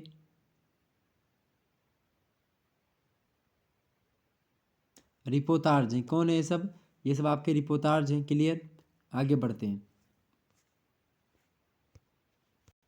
अगली रचना आप अगला प्रश्न आप देखेंगे, 49 नंबर प्रश्न आपका आ चुका है, फणीश्वर नाथ रेणु का संक्षिप्त परिचय दीजिए। फणीश्वर नाथ रेणु वैसे आंचलिक कहानीकार भी हैं, आंचलिक उपन्यासकार भी हैं। फणीश्वर नाथ रेणु जी का संक्षिप्त परिचय देखिए। फणीश्वर नाथ रेणु जी का जन्म हुआ था 4 मार्च 1921 को। बिहार प्रांत के पूर्णिया जिले में इनका जन्म होता है। अत्यंत पिछड़े हुए गांव औराही हिंगना गांव है उसके एक मध्यवित्त किसान परिवार में इनका जन्म हुआ था। रेणु जी का निधन पटना के मेडिकल कॉलेज अस्पताल में 11 अप्रैल 1977 ईस्वी को रात्रि के 9 बजे मतलब कि 9:10 पर हुआ था। ये बात आप ध्यान रखेंगे। ओके। फणीश्वरनाथ रेणु जी के बारे में यह पूछ रहा है कि फणीश्वरनाथ रेणु के रिपोर्टार्जों का नाम उल्लेख कीजिए। तो फणीश्वरनाथ रेणु जी ने रिपोर्टार्ज लिखे हैं, जैसे ऋण जल धन जल रिपोर्टार्ज 1978 में प्रकाशित हुआ, जो कि आपके पाठ्यक्रम में संकलित है। नेपाली क्रांति उपन्यास मतलब रिपोर्टार्ज है, 1978 में प्रकाशन हुआ। वन तुलसी की गंध, ये भी आपका 1985 में प्रकाशित हुआ। मतलब ये भी लिखा गया है फणीश्वरनाथ रेणु जी के द्वारा। 51 नंबर आप प्रश्न देखेंगे, ज्ञान रंजन किस युग के कहानीकार हैं? तो ये साठोत्तरी कहानी के प्रसिद्ध कथाकार हैं ज्ञान रंजन। ज्ञान रंजन की जी के प्रमुख कहानी संग्रहों का संक्षिप्त परिचय दीजिए। तो ज्ञान रंजन साठोत्तरी कहानी के प्रसिद्ध कहानीकार हैं और इनके प्रमुख कहानी संग्रह फेंस के इधर उधर हो गया, पहली कहानी संग्रह है, 1964 में प्रकाशन होता है इसका। उसके बाद में 1971 ईस्वी में यात्रा कहानी संग्रह का प्रकाशन होता है। ठीक है। क्षणजीवी कहानी का प्रकाशन 1977 ईस्वी में होता है। इसके अलावा अनुभव, अमरूद का पेड़, छलांग, फेंस के इधर उधर, पिता, घंटा, ये तमाम सारी कहानियाँ जो हैं ये ज्ञान रंजन की बड़ी फेमस कहानियाँ हैं। ओके। 53 नंबर प्रश्न आप देखेंगे, ज्ञान रंजन की कौन सी कहानी आपके पाठ्यक्रम में संकलित है? तो ज्ञान रंजन की प्रसिद्ध कहानी पिता हमारे पाठ्यक्रम में संकलित है। 54 नंबर प्रश्न देखेंगे, जयशंकर प्रसाद का जन्म कब हुआ था? तो 1889 ईस्वी में हुआ था, काशी में हुआ था और एक सुघनी साहू परिवार में हुआ था। अगला प्रश्न आपका है 55 नंबर प्रश्न है, जयशंकर प्रसाद का देहावसान कब हुआ था? जयशंकर प्रसाद जी का देहावसान 15 नवंबर 1936 ईस्वी को हुआ था। ओके, ये बात ध्यान रखेंगे। अगला प्रश्न आप देखिएगा, 56 नंबर प्रश्न आपकी स्क्रीन पर आ चुका है। आपके पाठ्यक्रम में प्रश्न क्या है भाई? प्रश्न आपका है कि आपके पाठ्यक्रम में प्रसाद जी का कौन सा नाटक सम्मिलित किया गया है? तो ध्रुव स्वामिनी नाटक संकलित है। अगला प्रश्न आप देखते हैं, ध्रुव स्वामिनी में कितने अंक है भाई? ध्रुव स्वामिनी नाटक में 3 अंक हैं। अगला प्रश्न आप देखते हैं, ध्रुव स्वामिनी नाटक की प्रमुख नारी पात्र कौन है? तो ध्रुव स्वामिनी स्वयं है। अगला प्रश्न आप देखते हैं, ध्रुव स्वामिनी नाटक की प्रमुख स्त्री पात्र कौन है? ध्रुव स्वामिनी, मंदाकिनी और कोमा, ये 3 जो हैं ये मुख्य रूप से यानी प्रमुख स्त्री पात्र के रूप में आती हैं। अगला प्रश्न, ध्रुव स्वामिनी नाटक के प्रमुख पुरुष पात्रों के नाम लिखिए। ध्रुव स्वामी नाटक के मतलब प्रमुख पुरुष पात्र पूछ रहा है। तो चंद्रगुप्त, रामगुप्त, शिखर स्वामी, पुरोहित, सकराज और सिंगल मतलब खिंगल और मिहिरदेव, ये सब कौन है? ये सब ध्रुव स्वामी नाटक के पुरुष पात्र हैं। 2023 में परीक्षा में प्रश्न भी ये आया हुआ है। अगला प्रश्न देखेंगे, 61 नंबर प्रश्न आपका है, हिंदी में आधुनिक एकांकी नाटकों का भीषम पितामह किसे कहा जाता है? बताएं। हिंदी में आधुनिक एकांकी नाटकों का भीषम पितामह किसे कहते हैं भाई? तो हिंदी में खास करके आधुनिक एकांकी नाटकों का भीषम पितामह कहा जाता है डॉक्टर राम कुमार वर्मा को। अगला प्रश्न आप देखिएगा, 62 नंबर प्रश्न आपकी स्क्रीन पर आ चुका है। 62 नंबर क्वेश्चन आ चुका है। 62 नंबर, एकांकी कला के तत्वों पर प्रकाश डालिए। एकांकी कला के प्रमुख निम्नलिखित तत्व हैं। पहला तत्व आप देखिएगा, एकांकी कला का पहला तत्व आपका आ चुका है कथानक। दूसरा है पात्र और चरित्र चित्रण। तीसरा है संवाद शैली या कथोपकथन। चौथा है देश काल और वातावरण। पांचवा है भाषा शैली। छठवा है उद्देश्य। और यही आपके कहानी के भी हैं और यही आपके किसके हैं? कहानी के भी हैं और यही उपन्यास के भी हैं। लेकिन जब नाटक की बात करते हैं, एकांकी की बात करते हैं, तो खास करके एकांकी की, तो एकांकी में रंग संकेत का भी बड़ा योगदान होता है। इसीलिए एकांकी में एक और तत्व शामिल कर दिया था, रंग संकेत। अगला प्रश्न आप देखते हैं, 63 नंबर प्रश्न आपकी स्क्रीन पर आ चुका है। 63 नंबर प्रश्न है, डॉक्टर राम कुमार वर्मा का जन्म कब और कहाँ हुआ था? तो डॉक्टर राम कुमार वर्मा जी का जन्म जो हुआ था ये मध्य प्रदेश के सागर जिले में 15 सितंबर 1905 ईस्वी में हुआ था। 64 नंबर प्रश्न देखेंगे, डॉक्टर राम कुमार वर्मा को उनके किस कहानी संग्रह पर अखिल भारतीय साहित्य सम्मेलन पुरस्कार मिला था? तो सप्त किरण रचना पर इनकी मिला था। अगला प्रश्न आप देखते हैं, 65 नंबर प्रश्न आपका है, राजकुमार वर्मा के एकांकी संग्रहों के नाम बताइए। फटाफट से बताएंगे। राम कुमार वर्मा के एकांकी संग्रहों के नाम भाई, राम कुमार वर्मा के एकांकी संग्रह कई सारे हैं, जैसे कि सप्त किरण हो गया, पृथ्वीराज की आंखें हो गई, रेशमिटाई हो गई, 4 साप्ताहिक एकांकी हो गई, रूप रंग है, कौमुदी महोत्सव है, ये सब डॉक्टर राम कुमार वर्मा की एकांकी संग्रह हैं। 66 नंबर प्रश्न आप देखेंगे, आपके पाठ्यक्रम में डॉक्टर रामविलास शर्मा का कौन सा एकांकी संकलित है? दीपदान एकांकी संकलित है। अगला प्रश्न, दीपदान एकांकी का मुख्य पात्र कौन है? दीपदान एकांकी की मुख्य पात्र पन्ना है, जो कि चित्तौड़ के स्वर्गीय महाराणा सांगा के छोटे पुत्र कुंवर उदय सिंह की धाय है। प्रस्तुत एकांकी आप देखते हैं, जो आपके पाठ्यक्रम में एकांकी संकलित है वो एकांकी यानी दीपदान एकांकी की कथा जो है पन्ना के चारों तरफ आप देखते घूमती रहती है, जिससे पन्ना के साहस और पन्ना का प्रेम, पन्ना का बलिदान, ये स्वामी भक्ति आदि का क्या है? प्रस्तुतिकरण था। ओके, अगला प्रश्न आप देखते हैं। 68 नंबर प्रश्न आपका है, लक्ष्मी का स्वागत के पात्रों की संख्या कितनी है भाई? तो ये लक्ष्मी के स्वागत जो आपकी रचना है, आपके पाठ्यक्रम में संकलित है लक्ष्मी का स्वागत। तो इसकी बात की है, लक्ष्मी के स्वागत में पात्रों की संख्या जो है वो 7 है। ठीक है, अगला प्रश्न आप देखते हैं। 69 नंबर प्रश्न है, आपके पाठ्यक्रम में उपेंद्र नाथ अश्क का कौन सा एकांकी संकलित है भाई? लक्ष्मी का स्वागत ये उपेंद्र नाथ अश्क का है। ठीक है, किसका है? उपेंद्र नाथ अश्क का है ना, लक्ष्मी का स्वागत जो है एकांकी किसका है? आपके पाठ्यक्रम में उपेंद्र नाथ का कौन सा एकांकी संकलित है भाई? फटाफट से बताने का प्रयास करेंगे। तो एकांकियों की बात की तो दीपदान एकांकी और लक्ष्मी का स्वागत, ये दो एकांकी आपके पाठ्यक्रम में संकलित है। लक्ष्मी का स्वागत आपके पाठ्यक्रम में देखें किसी किसी में लक्ष्मी, अच्छा लक्ष्मी का स्वागत एकांकी आपके पाठ्यक्रम में संकलित है उपेंद्र नाथ का है, दीपदान डॉक्टर राम कुमार वर्मा का है। क्लियर। अगला प्रश्न, तो आपके पाठ्यक्रम में संकलित एकांकी जो है वो कौन सी है? लक्ष्मी का स्वागत है। अगला प्रश्न आप देखते हैं, 70 नंबर प्रश्न है, हिंदी के प्रमुख ललित निबंधकारों के नाम उल्लेख कीजिए। तो हिंदी के प्रमुख ललित निबंधकारों में आचार्य महावीर प्रसाद मतलब आचार्य हजारी प्रसाद द्विवेदी का नाम लिख लीजिए, और बाबू गुलाब राय का नाम लिख लीजिएगा, राम सिद्धारी सिंह दिनकर जी का नाम लिख लीजिएगा, विद्यानिवास मिश्रा जी का नाम लिख लीजिएगा, अज्ञे जी का नाम, कुबेरनाथ राय जी का नाम। ये सारे के सारे विद्वान जो हैं ये हिंदी के ललित निबंधकार हैं। 71 नंबर प्रश्न आप देखते हैं, आचार्य द्विवेदी ने बेकन के निबंधों का अनुवाद किया, मतलब किस नाम से किया बताएं? आचार्य द्विवेदी ने बेकन के निबंधों का अनुवाद किस नाम से किया? तो बेकन विचार रत्नावली के नाम से किया है। ओके, आगे बढ़ते हैं। 71 नंबर प्रश्न आप सभी लोग देखेंगे, एक बार जितने भी लोग देख रहे हो फटाफट से वीडियो को लाइक और शेयर कर दीजिएगा। हिंदी साहित्य में इसी प्रकार से आप महासंग्राम वीडियो इससे पहले वाला एक और आया था उसको भी देख सकते हैं। ठीक है, अगला प्रश्न आपका आ चुका है 72 नंबर देखेंगे, हिंदी में निबंध रचना का प्रारंभ किस युग से स्वीकार किया जाता है? तो आपको पता होगा भारतेंदु युग से स्वीकार किया जाता है। हिंदी साहित्य के इतिहास में आप देखते हैं आधुनिक काल को ही एक प्रकार से गद्य काल कहा जाता है, आचार्य रामचंद्र शुक्ला जी ने कहा था। तो हिंदी साहित्य का जो आधुनिक काल है वो गद्य काल है, गद्य के विकास यहीं से होते हैं और भारतेंदु युग से ही अधिकतर गद्य विधाओं का विकास हुआ है। अगला प्रश्न आपका है, आचार्य रामचंद्र शुक्ला का जन्म कब और कहाँ पर हुआ था? तो आचार्य रामचंद्र शुक्ला जी का जन्म हुआ था बस्ती जिले के अगौना नामक गांव में 1884 ईस्वी में। क्लियर। अगला प्रश्न आप देखते हैं 74 नंबर प्रश्न आपका आ चुका है, आचार्य रामचंद्र शुक्ला के निबंध संग्रह का नाम बताइए। तो आचार्य रामचंद्र शुक्ला जी का निबंध संग्रह है भाई चिंतामणि, 4 भाग में बट चुका है, 4 भाग में प्रकाशित है। अगला प्रश्न आपका है, आचार्य रामचंद्र शुक्ल किसे गद्य कसौटी मानते हैं? निबंध को जो है आचार्य रामचंद्र शुक्ला जी निबंध को क्या मानते हैं? गद्य की कसौटी मानते हैं। और अगला प्रश्न आप देखते हैं 76 नंबर, आचार्य शुक्ल ने निबंध लेखन की शुरुआत कब की थी? तो आचार्य शुक्ला जी ने यानी आचार्य रामचंद्र शुक्ला जी ने निबंध लेखन की शुरुआत जो करी थी 1904 ईस्वी से करी थी। अगला प्रश्न आप देखते हैं, रामचंद्र शुक्ला जी के बारे में बात कर रहे हैं, आचार्य महावीर प्रसाद द्विवेदी का जन्म कब और कहाँ हुआ था? तो आचार्य जो है महावीर प्रसाद द्विवेदी जी की बात की जाए तो इनका जन्म कहाँ पर हुआ था भाई? आचार्य हजारी प्रसाद द्विवेदी का जन्म कब और कहाँ हुआ था? आचार्य हजारी प्रसाद द्विवेदी का जन्म हुआ था 19 अगस्त को 1907 ईस्वी को बलिया जिले के आरत दुबे का छपरा नामक गांव में आचार्य हजारी प्रसाद द्विवेदी जी का जन्म हुआ था। अगला प्रश्न आप देखते हैं 78 नंबर प्रश्न है, हजारी प्रसाद द्विवेदी के निबंध संग्रहों के नाम लिखिए।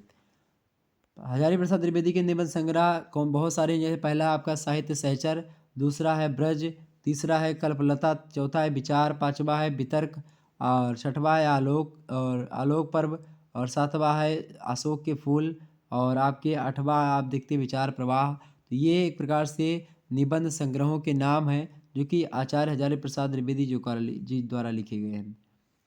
अगला प्रश्न आप देखते हैं 79 नंबर प्रश्न है, 79 नंबर प्रश्न आपका आ चुका है, हजारी प्रसाद द्विवेदी के निबंधों को कितने भागों में विभाजित किया गया है? तो आचार्य हजारी प्रसाद द्विवेदी के निबंधों को 5 भागों में विभाजित किया गया है। पहला है समीक्षात्मक, दूसरा है सांस्कृतिक, तीसरा है ऐतिहासिक, चौथा है वैयक्तिक और पांचवा है आपका गवेषणात्मक। चलिए भाई, जितने भी लोग बातचीत कर रहे हैं बातचीत मत करें और शेयर कर दीजिए सेशन को। ओके, अगला प्रश्न आपका आ चुका है 80 नंबर प्रश्न आप देखते हैं, कुबेरनाथ राय का जन्म कब और कहाँ हुआ था भाई?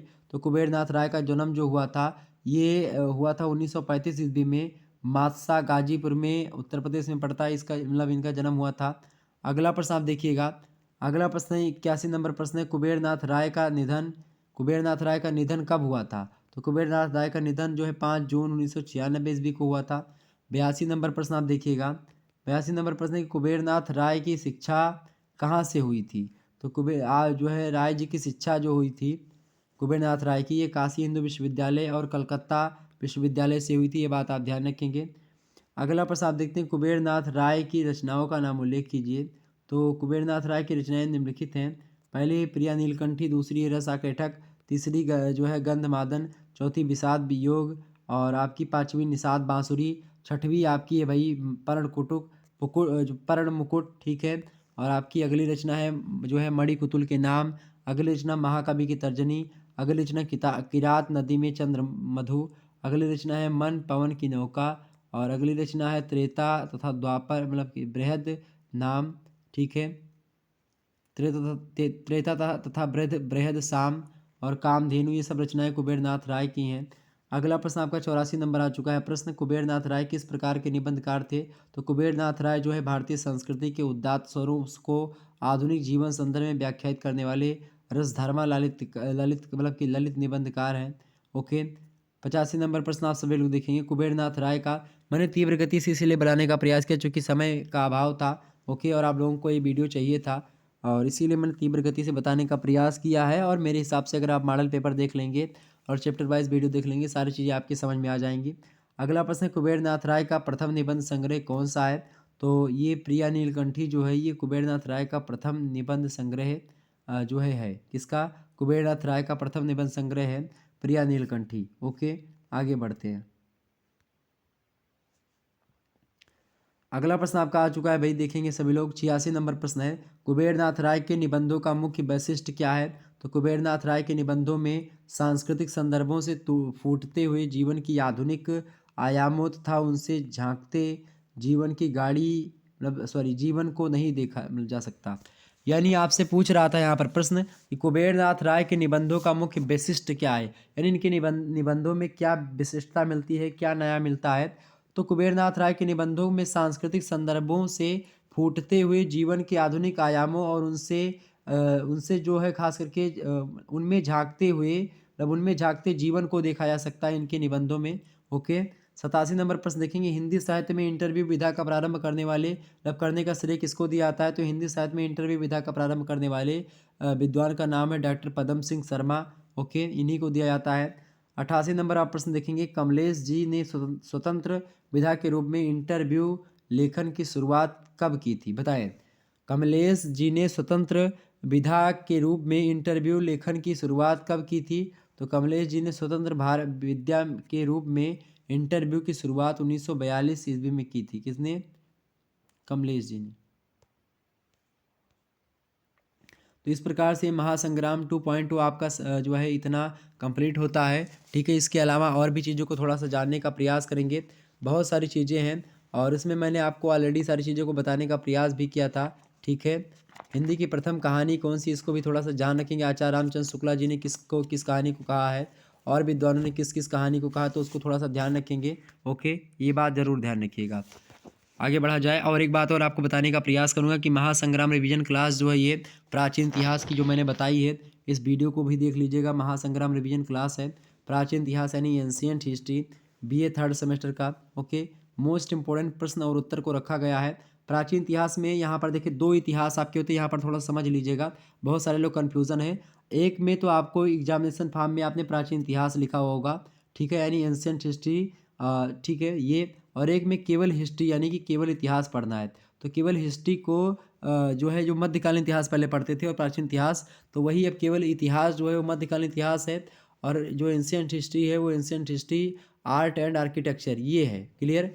तो प्राचीन इतिहास का कल हो चुका है और मध्यकालीन इतिहास का उससे पहले मैंने आपके चैनल पर डाल दिया है। आप लोगों ने नहीं देखा तो उसको देख लीजिएगा। सभी सब्जेक्ट की और सभी सेमेस्टर की मैंने प्लेलिस्ट ऑलरेडी बनाई हुई है, आप एक बार प्लेलिस्ट में अवश्य चेक करें। ओके, तो महासंग्राम रिवीजन क्लास 2023 की परीक्षाओं के लिए 24 की परीक्षाओं के लिए यह लेक्चर बहुत ही महत्वपूर्ण है। प्राचीन इतिहास यानी एंशिएंट हिस्ट्री का बीए थर्ड सेमेस्टर का यह वीडियो आप सभी लोग ज़्यादा से ज़्यादा शेयर कर दीजिएगा। और जो आप इसमें प्राचीन इतिहास में क्या पढ़ना है आपको? प्राचीन इतिहास में आपको पढ़ना है भाई, आप यहाँ से आपको पढ़ना है कहाँ से भाई? प्राचीन इतिहास में आपको कहाँ से पढ़ना है भाई? फटाफट से बताने का प्रयास करेंगे। प्राचीन इतिहास में आपको शुरू से लेकर के हर्षवर्धन 647 से लेकर के आपको यहाँ तक पढ़ना है। खास करके आप देखते हैं 1206 ईस्वी तक के बारे में आपको पढ़ना है कुल मिला करके, उसमें सारे इतिहास के बारे में।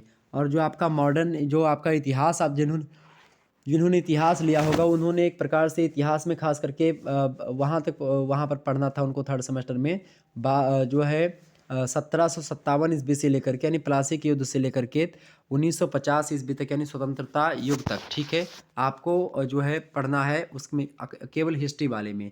दोनों का मॉडल पेपर मैंने दे दिया है और दोनों का महासंग्राम वीडियो भी दे दिया है। आप लोगों ने नहीं देखा तो देख लीजिएगा, ऑब्जेक्टिव का भी पढ़ा हुआ है। इसके अलावा रिवीजन क्लास आपका human values and environmental studies का, मानव मूल्य और पर्यावरण अध्ययन का थर्ड सेमेस्टर का मैंने दे दिया है। बीए बीएससी बीकॉम का ये भी देख लीजिएगा। क्वेश्चन पेपर भी इसका जल्दी सॉल्व करवाने का प्रयास किया जाएगा, तो उसके लेकर के चिंता मत करिएगा, ठीक है। और एक भी प्रश्न आपका नहीं छूटेगा। और आपको बता दूं कि आप सभी लोग वीडियो को शेयर अवश्य करा करें, ताकि आपको जो है आपके लिए मैं लगातार मेहनत करूं। जिस तरीके से मैं इस समय लगातार आप लोगों के लिए मेहनत कर रहा हूं उसी प्रकार से। इसके अलावा आपका महासंग्राम रिवीजन क्लास आपका जियोग्राफी का भी आ चुका है। जियोग्राफी में आपको क्या पढ़ना है भाई? पर्यावरण, आपदा प्रबंधन और जलवायु परिवर्तन, यानी कि environment, disaster management and climate change, ये आपको पढ़ना होता है। क्लियर? तो ये जियोग्राफी में आपको पढ़ना है बीए थर्ड सेमेस्टर में। इसका भी मैंने आपका करवा दिया है महासंग्राम वीडियो। अच्छा, इन सभी के एक एक वीडियो हुए हैं। मध्यकालीन इतिहास का पूरा पढ़ा दिया था, एंशिएंट हिस्ट्री का शायद पूरा पढ़ा दिया है, ठीक है। ये सब आपका हो चुका है कंप्लीट। अब हमको क्या करना है भाई? अब हमको यहाँ पर जो है ये यानी कि जियोग्राफी का दूसरा पार्ट आएगा इसका जल्द ही, ठीक है। जो कुछ प्रश्न आपके बचे हुए हैं, पॉलिटिकल साइंस का भी आपका महासंग्राम रिवीजन क्लास हो चुका है, मॉडल पेपर भी हो चुका है, इसको भी आप देख लीजिएगा पॉलिटिकल साइंस वाला। पॉलिटिकल साइंस में आपको पढ़ना क्या है? Political process in India, political process in India, ये आपको पढ़ना है। क्लियर? ये बात ध्यान रखेंगे, यानी भारत में राजनीतिक प्रक्रिया, इसके बारे में मैंने आपके मतलब कि बोर्ड पर भी कुछ क्लासेस आपको दी हैं, और बाकी मॉडल पेपर और ऑब्जेक्टिव मॉडल पेपर के माध्यम से मैंने दिया है। ये महासंग्राम वीडियो का एक ही वीडियो आई हुई है, एक वीडियो जल्दी महासंग्राम की इसकी भी आ जाएगी। परीक्षा देने से पहले अगर आप इस वीडियो को एक बार देख लेंगे तो ज़्यादा बेटर तरीके से आपको समझ में आ जाएगा। महासंग्राम रिवीजन क्लास की बात की तो मध्यकालीन इतिहास की जो मैं बता रहा था, इसमें खास करके 1757 ईस्वी से लेकर के जो है 1900 ईस्वी तक के इतिहास के बारे में आपको पढ़ना है। 1950, ठीक है, लगभग 200 वर्षों के इतिहास के बारे में, 250 वर्षों के इतिहास के बारे में आपको पढ़ना है, ठीक है। ये बात आप ध्यान रखेंगे। आगे देखते हैं अगला प्रश्न। अगला प्रश्न आपका है, सॉरी, अगला आपका सब्जेक्ट है आपका शिक्षा शास्त्र। शिक्षा शास्त्र का भी महासंग्राम रिवीजन क्लास आपकी एक चैप्टर मतलब कि एक वीडियो आ चुकी है, दूसरी वीडियो जल्दी आपके समक्ष आ जाएगी। यानी एक एक चैप्टर मतलब कि एक एक पार्ट हो चुका है, दूसरा दूसरा पार्ट जल्दी सभी का आने वाला है, तो आप सभी लोग उसको लेकर के चिंता बिल्कुल भी ना करें। ओके, शिक्षा शास्त्र का भी वीडियो देखिएगा। शिक्षा शास्त्र में आपको मैंने पूरा समझाया था, बता बता करके पूरी लगभग। इसमें आपने देखा होगा कि श्रीमद् भगवत गीता के बारे में अगर आपको जानना है तो यह वीडियो हमारे देख लीजिएगा। नैनम छिदन शस्त्राणि नैनम दहति पावकः न चैनम क्लेदयन्ति यापो न शोषयति मारुतः यत्र योगेश्वरा कृष्णो यत्र पार्थो धनुर्धरः तत्र श्री विजय विभूति ध्रुवा नीति मतिरमा। इन सभी चीज़ों को के बारे में मैंने विस्तार से पूरा गीता दर्शन अधिकतर समझा दिया है। तो शिक्षा शास्त्र जिन छात्रों ने लिया है वो देख लीजिएगा, आपकी परीक्षा की दृष्टि से बहुत ही महत्वपूर्ण है, ये मैंने आपको बता दिया पहले से, ठीक है। ये शिक्षा शास्त्र का वीडियो था जो कि आपको देखना चाहिए था। शिक्षा शास्त्र का हो चुका है, मध्यकालीन इतिहास का, पॉलिटिकल साइंस का, जियोग्राफी का, ठीक है, ह्यूमन वैल्यूज़ का और प्राचीन इतिहास का। इसके अलावा आपको बता दूं और भी सब्जेक्ट के, जैसे कि हिंदी साहित्य का तो ये हो ही गया है आपका। तमाम सारे प्रश्नों के बारे में मैंने आपको बता दिया है और निश्चित तौर पर आपको सारी चीज़ें क्लियर हुई होंगी। और यहाँ पर आपको बता दूं कि हिंदी साहित्य में आप जैसे प्रश्न आपसे यहाँ पर ये ज़रूर पूछता है, इसीलिए मैंने सिलेबस आपको शुरुआत में बताया था कि आपके पाठ्यक्रम में कितने निबंध संकलित हैं, ऐसे प्रश्न पूछता है। या आपके पाठ्यक्रम में संकलित निबंधों के नाम लिखिए, ठीक है। तो आपके पाठ्यक्रम में मुख्य रूप से 5 निबंध संकलित हैं। तुम चंदन हम पानी, उत्तरा फाल्गुनी के आसपास, अशोक के फूल, मित्रता, भारत और संयुक्त कैसे हो सकती है, ये निबंध संकलित हैं, ठीक है। तो ये आप लिख सकते हैं वहाँ पर, तो आपको अच्छा अंक मिलेगा। क्लियर? तो इसी प्रकार से कई सारी चीज़ें, कई सारे प्रश्न आपसे पूछता रहता है हमेशा, और आप उसको लेकर के परेशान हो जाते हैं, ठीक है। हिंदी गद्य में कई सारी विधाएँ हैं और उनके बारे में ऑलरेडी हर एक विधाओं के बारे में यहाँ पर हमने थोड़ा थोड़ा चर्चा करने का प्रयास किया। महासंग्राम वीडियो यहाँ था 2.0, जिसमें तीव्र गति से आगे बढ़ते हुए हमने लगभग और लगभग 88 महत्वपूर्ण टाइप के प्रश्नों को समझने का प्रयास किया। इसी प्रकार से इस इतिहास में भी बहुत ज़्यादा चीज़ों के बारे में मैंने बताने का प्रयास किया, तो इस वीडियो को आप ज़रूर देख लीजिएगा। Okay, clear. शेयर कर दीजिएगा सभी दोस्तों के पास वीडियो को, लाइक कर दीजिएगा, चैनल पर नए हैं तो सब्सक्राइब कर दीजिएगा। और हिंदी साहित्य का और भी वीडियो आएगा। अब आप और क्या वीडियो चाहते हैं एक बार आप लोग ज़रूर बताने का प्रयास करेंगे। क्या आप चाहते हो हिंदी साहित्य को लेकर के आपको मॉडल पेपर और दिया जाए, या इसी प्रकार से क्वेश्चन आंसर करवा दिए जाएँ? ठीक है, आप एक बार ज़रूर बताने का प्रयास करें कमेंट सेक्शन में। ओके, चलें फिर, धन्यवाद, मिलते हैं नेक्स्ट वीडियो में, तब तक के लिए जय हिंद, जय भारत। आप सभी का बहुत बहुत धन्यवाद हमारे से जुड़ने के लिए। Good night all of you. Okay, तो हो गई क्लियर। तो हिंदी साहित्य का आज हो गया आपका बीए थर्ड सेमेस्टर का, BA second year third semester Hindi में आपको हिंदी गद्य पढ़ना होता है। ये चीज़ें मैंने आपको बताई है। और आप डॉक्टर राम मनोहर लोहिया अवध विश्वविद्यालय से अगर हैं तो उसके लिए महत्वपूर्ण है ये लेक्चर। वीर बहादुर सिंह पूर्वांचल के लिए महत्वपूर्ण है। सिद्धार्थनगर विश्वविद्यालय के लिए महत्वपूर्ण तो था ही। इसके अलावा आप देखते हैं जैसे कि चौधरी चरण सिंह विश्वविद्यालय हो गया, कानपुर यूनिवर्सिटी हो गई, ठीक है, इलाहाबाद विश्वविद्यालय, प्रोफेसर रज्जू भैया विश्वविद्यालय, लखनऊ विश्वविद्यालय, ठीक है, भीमराव अम्बेडकर विश्वविद्यालय, बिहार विश्वविद्यालय, मुंगेर विश्वविद्यालय, ठीक है, रीवा यूनिवर्सिटी, तमाम प्रकार के राजा महेंद्र प्रताप, सोहेलदेव यूनिवर्सिटी, ओके, और महात्मा गांधी काशी विद्यापीठ, तमाम सारे विश्वविद्यालय जितने भी आपके विश्वविद्यालय हैं, ठीक है, उन सभी विश्वविद्यालयों के लिए यह लेक्चर हमारा बहुत ही हेल्पफुल है, बहुत ही महत्वपूर्ण है। क्लियर। तो इसी प्रकार से आप सभी दोस्तों को शेयर कर दीजिएगा। धन्यवाद, मिलते हैं नेक्स्ट वीडियो में। Good night.